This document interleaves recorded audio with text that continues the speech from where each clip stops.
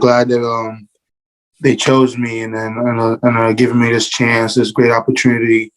But first, I do want to say I appreciate. I want to say thank you to God. I want to say thank you to my family, my friends, and then I want to say thank you to those coaches for again taking a chance in me. Okay, Joseph, I'm curious. Is there a nickname for you that we can call you?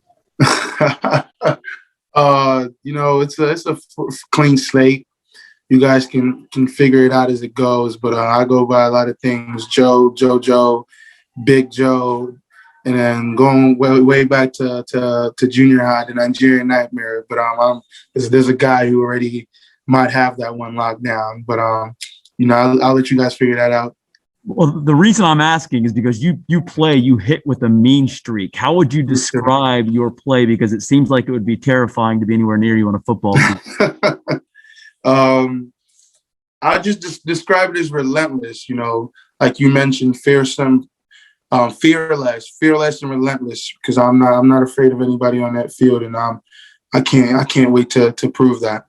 No disrespect to anybody, but it's just I can't wait to prove it. Joe, where did you get your motor? Every place you read, they talk about your motor. Where did you get it? Who gave it to you? That came from two places. It came from competing with my siblings when I was a kid. I would always play around with my brothers, and we were an odd amount of kids, well, an odd amount of boys, and it would be me against the two of them. And then the motor came from freshman year in high school when there was a pass that went out to a tight end and I didn't chase the ball, and the coach, he sat me down and he pulled me off and he said, you got to chase that ball because there's that slim chance that it might happen. So the next play, either the next play or another play before, same play happened. I ran, I punched the ball out, and ever since then it was like euphoria for me when that happened. So ever since then, I got to get to that ball. It's like Roadrunner, when he's chasing, who does he chase? The cartoon, when he's chasing that bird, that's how I feel when I'm chasing that ball. So that's what it is. Maybe that could be a nickname, Roadrunner, something like that. And Joseph, talk about your family tonight. Obviously, this is a beautiful night for you, but so many times it's shared with the family. Talk about the family and when you got the call tonight.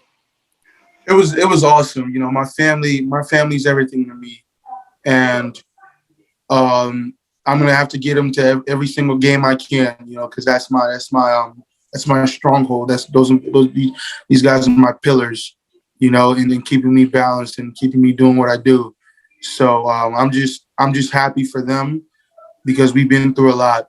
And we're not there yet because this is just the starting line, but we finally have a chance to run that race, if you know what I mean. So, yes, sir. So I'm excited for them, and I know they're excited for me. Have you been to Cincinnati before? I have not, but we're about to make. I actually, since the college Cincinnati was my very first college offer, so a little bit of full circle coming around there. So it'll be dope. Joseph, had you seen football before coming to this country? And if I had not. What attracted you to the game then once you started seeing it? I had seen rugby and I thought rugby was football. And then when I figured out rugby wasn't football, it confused me. So there was that. And then I watched the game between the 49ers and the Steelers, I'm pretty sure, coming when I first got to the country. And my uncle sat me down and he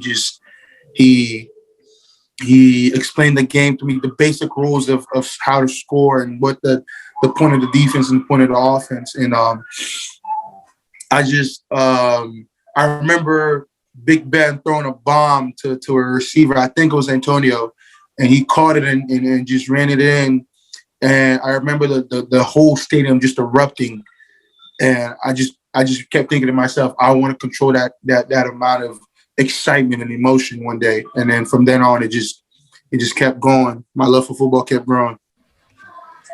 Joseph, my guy Danny Davis said that you're one of the few guys who sacked Joe Burrow, and he's one of your 11 sacks. Do you plan on bringing that up whenever you see him in Cincy? Man, I can't say anything to him because he has the overall overarching what am I looking for? The word. He has that Trump card on you? He has all the bragging rights because he won that game. So I can't say anything. And then he went on to win the Heisman and then win the championship and all that. So I can tease him with it, but he only has to say 2 words to shut that up. So, but it's definitely going to be exciting playing with him on the team. Looking back, does it still blow your mind that they converted that 3rd and 17? I know I don't want to bring it up, but I mean, I kind of have to. Does it kind of? Oh man, that's a touchy subject, but no, he's a great player and he had great players around him, so it's not too shocking. But obviously, I would have wanted a different turnout. But yeah, he's a great player and he had great players around him. So yeah. Now you're going to have to sack Big Ben instead of watching him throw to him. Got to. It's a must. Where are you as a pass rusher? I mean, you've played a lot of different positions. Where are you as an edge? Is it something that you've just started to do? That you're just starting to get your feet wet? I'm still developing. I played edge rush. I was a pass rusher in high school. Came to college. My first 2 years, I was asked to stand up and do a little bit more dropping. But my 3rd year with the defensive staff change, I was asked to rush the passer more, and I don't mind it. I didn't mind the switch up, but I do know that I need a little bit more refining, and that's something I'm open to doing. You know, I love working. Working hard is my MO, and if we were all perfect, if I was perfect in everything I did, I'm pretty sure I'd be bored. You know, because there's nothing to look forward to. There's nothing to get better at. There's nothing to work at. So I can't wait to get to Cincy. I can't wait to get developed by these coaches and just to put in work. So I'm excited. Is there a player that you pattern your game after, Joseph? I don't know if we're match for match, but I like to watch Cam Jordan because I love the way he's consistent in his rush, and that's something I want to emulate. You know, he's great with his hands. From his first to second move, he's very fluid, and that's something I want to eliminate from my game. That pause bit from my first to my second move, I want it to be more fluid. And yeah, he does a great job of that. And then Von Miller, you know, with we have kind of the same body type, and he has really exceptional lean, and that's what I want to do. That's what I want to be able to get into. How did soccer make you a better athlete? Soccer, that was just an early age of competitiveness. You know, from growing up, all we did was play soccer, and it just kept me in shape, allowed me to be coordinated, helped with my footwork, all of that. So soccer was the foundation for sure. Joseph, you got a Bengals hat. How many did they send you, and how did it come to Conroe, Texas? One more time? You've got a Bengals hat. How many hats did they have for you, not knowing who was going to draft you, and how did you get the Bengals hat in Conroe, Texas? Oh, they shipped in all 32 of them, man. They shipped in all 32 of them, but this one looks good, doesn't it? Yes, sir. So I think the question then becomes, what do you do with the other 31 hats? That's a really good question. That is a really good question. Garage sale, you know, we're looking to get rid of those. You know, I'm a loyal guy, so this is the only team for me. I can't have all those other teams in the house, especially some of them being in the same division. 2 more minutes. Joseph, what was it like having to wait, you know, halfway through tonight, obviously all the way through last night? What was that process like? It was a new experience. I'll say that because, you know, coming from high school, it's flipped. You know, you're the one choosing. You're not, so to speak, on a hot seat and waiting and all that. So it was definitely a new experience, but I feel great.